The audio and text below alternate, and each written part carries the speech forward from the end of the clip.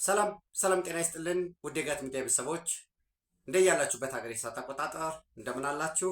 እንደምን ቆያችሁኝ? ዕለተ ሐሙስ ጥር 7 2018 በኢትዮጵያ የዘመን አቆጣጠር ጃንዋሪ 15 2026 በጎርጎሳውያን የዘመን አቆጣጠር በቅደም ተከተል የጋት ውሎ አጫጭር መረጃዎችን ከዚህ እንደሚከተለው ወደ እናንተ አደርሳለሁኝ። ሶስት አጫጭር መረጃዎች አሉኝ። እነዚህን መረጃዎች ለሌሎችም እንዲደርስ ሸር እንድታደርጉ እናንተም ላይክ እንድታደርጉ ሀሳብ አስተያየታችሁን እንድታካፍሉ የጋት ሚዲያ ሜምበር በመሆን ጋት ሚዲያን በሱፐር ቻት በሱፐር ታንክስ እንዲሁም ወርሃዊ ሚዲያችን ሰብስክራይብ እንድታደርጉ ቤተሰቦቻችን እንዲበዙ ደግሞ የበኩላችሁን ጥረት እንድታደርጉ ጥሪ አደርጋለሁኝ። ከሶስቱ መረጃ የመጀመሪያ በኢትዮጵያ የአሜሪካ አምባሳደር እርቪን ሆሴ ማሲንጋ ዛሬ ጠዋት ወልቃይት ጠገዴ ሰቲት ሁመራ ዞን ዋና ከተማ የነጭ ወርቅ ምድር፣ እንግዲህ የነጭ ወርቅ ምድር ሲባል ወልቃይት ጠገዴ ሰቲት ሁመራ በራሱ ወርቅ አለ። አክቹዋሊ በተለይ በዚህ ወደ ገዳሙ ባለበት አካባቢ ይሄ ወልቃይትን ይዞ ወርቅ አለው። ከዛ ባለፈ ግን ነጭ ወርቅ የሚባለው ሰሊጥ፣ ነጭ ወርቅ የሚባለው ጥጥ፣ ከዛም በላይ ደግሞ ዕጣን የሚመረትበት ብዙዎቻችን አካባቢውን የኔ ነው የኛ ነው እያልን የምንናቆርበት ሆነ እንጂ በአመት 3 ጊዜ ብናመርት 40ቱ የሚባል በ40 ቀን የሚደርስ ማሽላ አለው። በጣም ለም የሆነ ለእንስሳ የሚመረትበት ቡና የሚያመርት ይህን አርማጭሆን ይዞ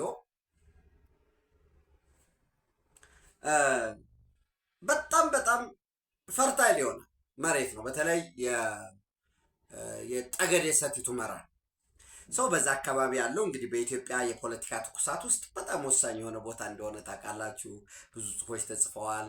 ወልቃይት እንደ ካሽሚር እኔ ወልቃይት እንደ ካሽሚር ይሆናል ብዬ አላምንም። ደፍነትሊ የእውነቴን የምነግራችሁ፣ ምክንያቱም ካሽሚር በፓኪስታን እና በህንድ መካከል የይገባኛል ግዛት ያለበት ነው። ነገር ግን ፓኪስታን እዛ ይገባኛልን በህንድ በኩል ሊመጣ የሚችለውን ቻሌንጅ ለመቋቋም በሚል በዛ ቀጠና ቻይና እንድትገባበት አድርጋለች። ህንዶች ደግሞ ከጀርባ ከምዕራባውያን ጋር ከእስራኤል ጋርም ሰፋፊ ግንኙነት ሰፋፊ ትስስር አላቸው። ዞሮ በዚህ በነጭ የወርቅ ምድሯ ወልቃይት ጠገዴ ሰቲት ሁመራ የዞኑ መቀመጫ ሁመራ በሁመራ ኤርፖርት ዛሬ ጠዋት እርቪን ሆሴ ማሲንጋ የሚመሩት የአሜሪካ ኤምባሲ የዲፕሎማቲክ ልዑክ እንዲሁም አቶ ጌታቸው ረዳ የስምረት ፓርቲ ሊቀመንበር ናቸው። ትግራይ ክልል ውስጥ የሚንቀሳቀሱ ፓርቲዎችም አሁን ሰብሰብ ብለዋል። በዛም ውስጥ ኃላፊነት እንደሚኖራቸው ይታሰባል። አቶ ጌታቸው ረዳ የትግራይ ጊዜያዊ አስተዳደር ፕሬዚደንት ነበሩ። በህወሓት በሰሜኑ ጦርነት ወቅት በጣም ቦልድ ፊገር ከነበሩ አንዱ ናቸው። በአብዛኛው ሌላ የውስጥ የፓርቲ ውስጥ ሽኩቻ እንደተጠበቀ ሆኖ ተፈናቃዮችን በተመለከተ ሰፊ ልዩነት ተፈጥሮ ነበር። አንዱ ከጊዜያዊ አስተዳደር ፕሬዚደንትነታቸው በህወሓት እንዲገፉ ከሆኑበት አንዱ ምክንያት ይህ እንደሆነ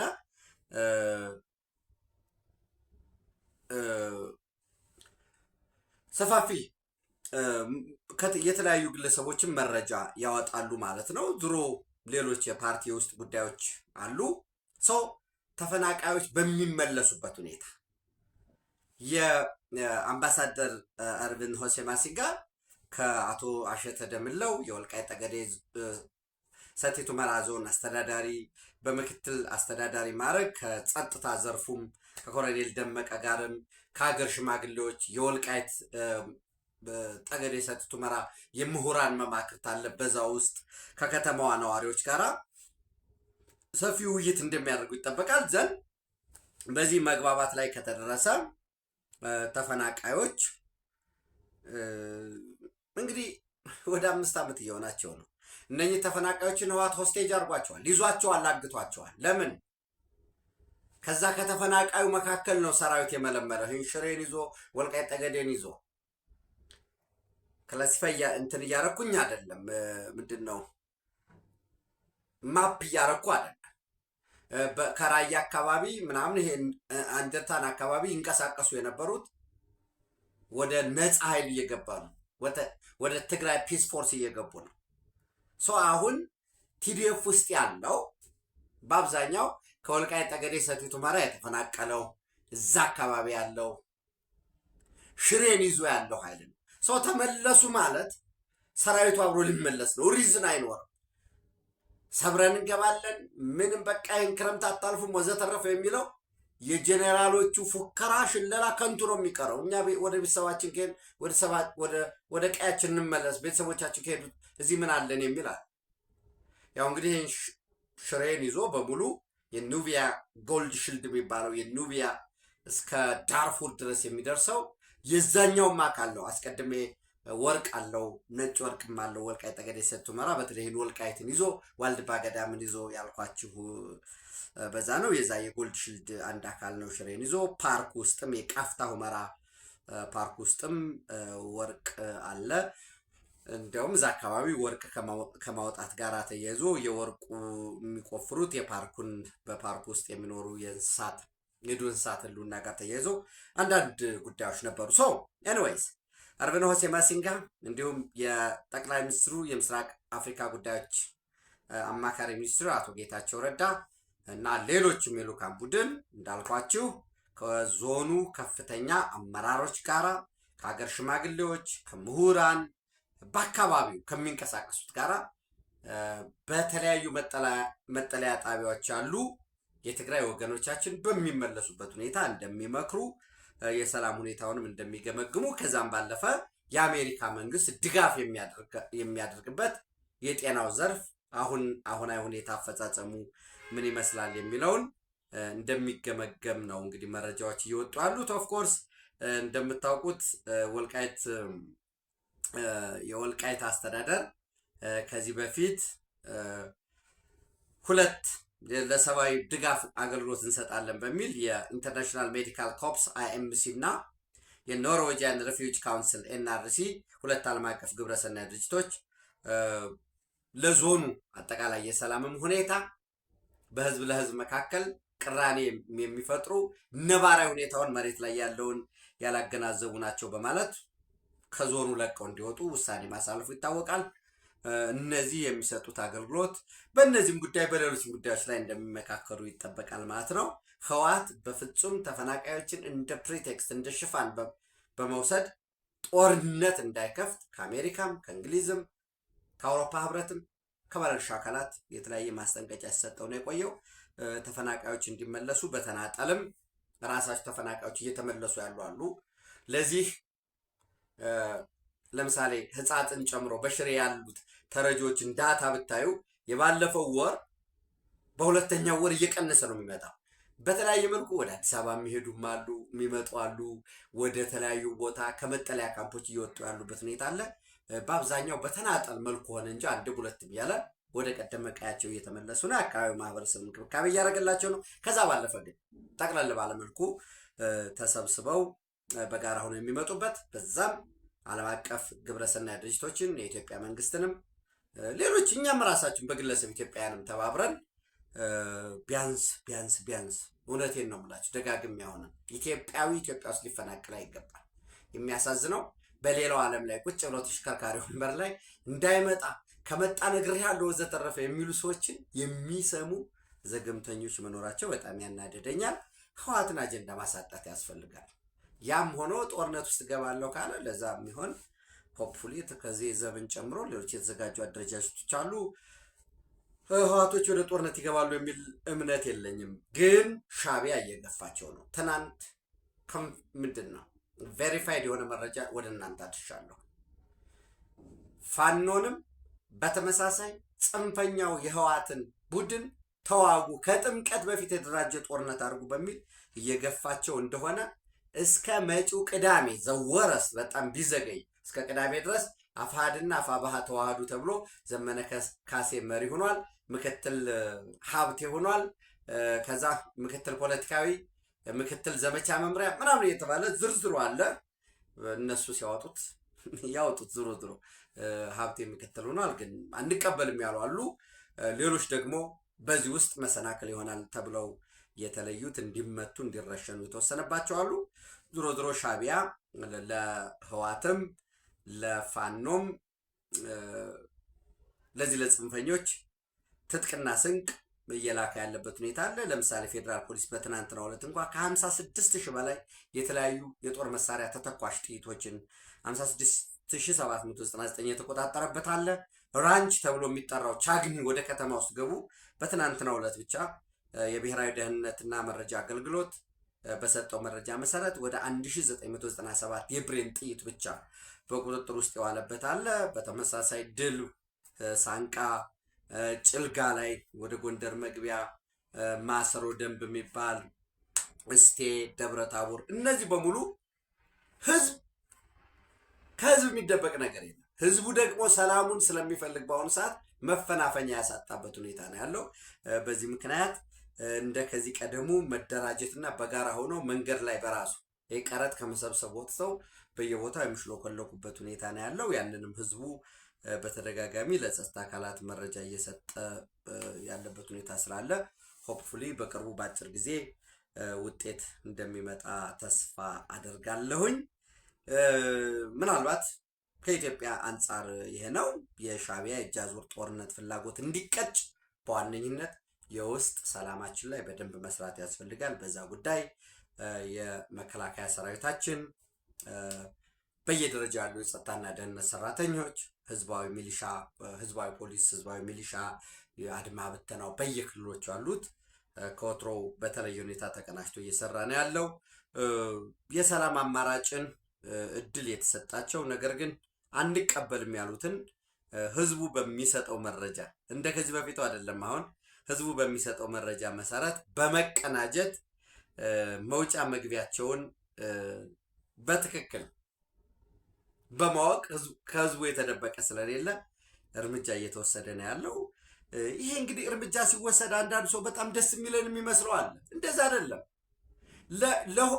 መለላኩም ቢያናድድም ባንዳ ሆኖ መሞት፣ ባንዳ ሆኖ ውጊያ ማድረግ በጣም ነው የሚያሳዝነው። ለምሳሌ ከ3 ቀን በፊት በ5/5/2018 የራያ ቆቦ ወረዳ ሮቢት ቀበሌ ቃሊም በተባለ ቦታ አሁን የሐውጃኑ ጦር ክፍለ ጦር በማለት የሚንቀሳቀስ ቡድን ነበር። ህዝብ መረጃ ሰጣ፣ መከላከያ መውጫ መግቢያቸውን ዘጋባቸው። አንድ ለወሬ ነጋሪ አልተረፈም። ሌላ ቦታ ደግሞ በድሮን ተመቱ። ትምህርት ቤት ላይ መሽገው ነበር። የተወሰነ መካከለኛ አመራር የሚባሉ የተረፉት ወደ አላማጣ፣ ከአላማጣ ደግሞ ወደ ኮረም መቀሌ ነው እየታከሙ ያሉት ተቀናጅተው።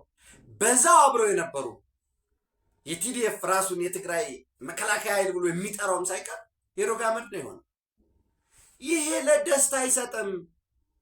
የአንድ እናት አባት ልጆች ነን። በተለላኪነት ነው። ለትግራይ ህዝብም አይጠቅመውም፣ ለአማራ ህዝብ አይጠቅመውም፣ ለኦሮሞ፣ ለከምባታው፣ ለሀዲያው አይጠቅመውም። የሚጠቅመው ክብ ጠረጴዛ ላይ ቁጭ ብሎ በእስክሪብቶ መነጋገር ነው። ለውጥም የሚያመጣው እሱ ነው። በጦርነት ፍጹም ለውጥ አይመጣም። ለዛውም የሻዕቢያ ተለላኪ በመሆን ለውጥ ሊመጣ አይችልም። ሻዕቢያ የኢትዮጵያ የቀይ ባህርን ጉዞ በተለይ አሁን ኢኔብሊንግ ኢንቫይሮንመንት ስለሆነ የዓለም የፖለቲካ ልውውጥ እሱን ለመድፈቅ እሱን ለማስቀረት ሰፋፊ የልብስም የትጥቅም የስንቅም የሞርታርም ድጋፍ የመረጃ ድጋፍ የስልጠና ድጋፍ ለመስጠት የተወሰነም ደግሞ የፖታሽ ማዕድን ሽጦም ገንዘብ ስላገኘ ያችን ለማተራመስ ጥረት እያደረገ ነው። የኢትዮጵያ መንግስትም በየደረጃው እየተከታተለው ነው። ዞሮ ዞሮ በባንዳነት መሞት በተላላኪነት መሞት የሚያተርፍ ነገር ጥቅም የለውም። ከዚህ መቆጠብ ይገባል የሚል እምነት አለኝ። እንግዲህ ወደ ጎረቤት ሶማሌላንድ ስንሄድ በትናንትናው ዕለት በመሃል ለንደን የሶማሌላንድ እንግሊዝ አሊያንስ የሚባለው ህብረት ያዘጋጀው ሰፊ ሰልፍ ደማቅ ሰልፍ ተካሂዷል። በሰልፉ ላይ ሶማሌላንድ ከእስራኤል ጋር እውቅና ከእስራኤል እውቅና በማግኘቷ ምስጋና ገልጸው በተመሳሳይ እንግሊዝ እውቅና ልትሰጥ ይገባል የሚል ጥሪ አድርገዋል። የተፎካካሪ ፓርቲዎች የፓርላማ አባላት ተገኝተው ድጋፋቸውን ገልጸዋል። ያም ብቻም አይደለም። በመድረኩ ሶማሊያ፣ ሌሎችም ቱርክም፣ ራሱ ሳውዲ አረቢያም፣ ፓኪስታንም፣ ሁሉም ግብፅም ከእስራኤል ጋር ይሰራሉ፣ ከእስራኤል ጋር ይነጋገራሉ። ሶማሌላንድ ላይ ሲደርስ እንደ ኃጢአት ሊቆጠር አይገባም በሚል ያነሱት ሁኔታ አለ። በቅርቡ የሶማሊላንድ ፕሬዚደንት ዶክተር አብድራህማንም ወደ ኢየሩሳሌም እንደሚያቀኑ እየተነገረ ነው ያለው። ከዛ ባለፈ በተመሳሳይ ወደ ጎረቤታችን ኡጋንዳ ስንሄድ እንግዲህ ምርጫ በዛሬው ዕለት እየተካሄደ ነው። የተለያዩ ተቋማት ኢንተርኔት ቁሟል። ከትናንት በስቲያ ጀምሮ ኡጋንዳ ውስጥ ኢንተርኔት ብላክአውት ነው ያለው። ይሄ ኢንተርኔት መቆሙ ትክክል አይደለም የሚል የተባበሩት መንግስታት የሰብአዊ መብት ድርጅት የሚባለውን ጨምሮ ኢንተርኔት እንዲቆም የተደረገበት ውሳኔ ቅቡልነት የለውም የሚል እየወጣ ያላለ። ወይራስ ሮበርት ኪያጉላኒ ወይንም በቅጽል ስሙ ቦብ ዋይን የሚባለው አስቀድሞ የፖፕ ሙዚቀኛ ራፐር የነበረ ሰው ነው። እንግዲህ ከ40 ዓመት በላይ የወሪ ሙሰቬኒ ስልጣን ላይ ነው ያሉት። ለ6 ተከታታይ ምርጫ አሸነፍኩ በማለት ነገር ግን ቦብ ዋይን ይበቃቸዋል፣ አሁን ዘመኑ ለኛ ለወጣቶች ነው እና 40 ቦብ ዋይን 43 ዓመቱ ነው። ወራስ ዩዌሪ ሙሴቬኒ ደግሞ ስልጣን ላይ 40 ዓመቱ ነው እና ተቆሪው የሚያስቅ ነው። በ41 ዓመቱ ነው ስልጣን የያዘው፣ 40 ዓመቱ ነው ዩዌሪ ሙሴቬኒ። ከዚህ በፊት ስልጣን ላይ እንደያዘው በነፃነት ታጋይ የነበረ ነው። አንዱ የአፍሪካውያን ትልቁ ችግር ስልጣን ላይ ረጅም ጊዜ መቆየት ነው በማለት ይወቅስ ነበር። ሲደርስ ግን ያው አሁን ስልጣን ላይ ጀምሮ ከ1986 ጀምሮ እስከ ዛሬ ድረስ ስልጣን ላይ ነው ያለው። ወራስ የቀድሞ የፖፕ ሙዚቀኛ አቀንቃኝ ቦቢ ዋይን ወይንም በትክክለኛ ስሙ ሮበርት ኪያጉላኒ 43 ዓመቱ ነው። የናሽናል ዩኒቲ ፕላትፎርም በሚባል እየተወዳደረ ነው ያለው። ለምርጫው ወደ 21.6 ሚሊዮን ሰዎች መመዝገባቸውን 6 ተፎካካሪዎች ለፕሬዚዳንት ራን የሚወዳደሩ 6 ቢኖሩም በዋነኝነት ግን ዩዌሪ ሙሴቬኒ እና ቦብ ዋይኒ ትልቅ ግምት እንደተሰጣቸው አሸናፊ ሆኖ ለመውጣት 50+1 አብላጫ ድምፅ እንደሚጠበቅ ነው መረጃዎች እየወጡ ያሉት። ነገር ግን አሁን የሳውዝ ኤስኤስ 24 የሳውዝ ሱዳን ሬዲዮ እንደዘገበው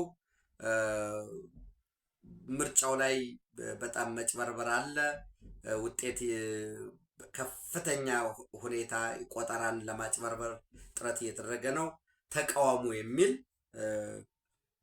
ጥሪ እያስተላለፈ ነው ያለው። ይሄ እንግዲህ ታንዛኒያ ጎረቤት ታንዛኒያ የኡጋንዳ ጎረቤት ታንዛኒያ በምርጫ ምክንያት የደረሰውን ኪዮስ የምታውቁት ነው። ኬንያ አሁን የተወሰነ መሻሻል ቢኖርም ኡጋንዳ ላይ ረብሻ እንዳይነሳ በጣም ያሰጋል። ዞሮ ዞሮ የተባበሩት መንግስታት የሰብአዊ መብት ዘዩኤን ሂውማን ራይትስ ኦፊስ has described Uganda suspension of 10 NGOs and restriction 10 መንግስታዊ ያልሆኑ ድርጅቶችን አግዳለች።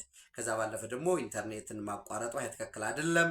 ወይራስ መንግስት ደግሞ የለም የተጨበረበረ መረጃ ሚስ ኢንፎርሜሽን ኤሌክቶራል ፍራውድ and incitement to violence እነዚህ እንዳይኖሩ ነው ማለት ያሸነፈ እንደዚህ ሆነ በሚል ግጭት ቀስቃሽ ኤአይን በመጠቀም ጭምር እንደዛ እንዳይሆን ነው ያስቆም ነው የሚል የተቀመጠ አለ።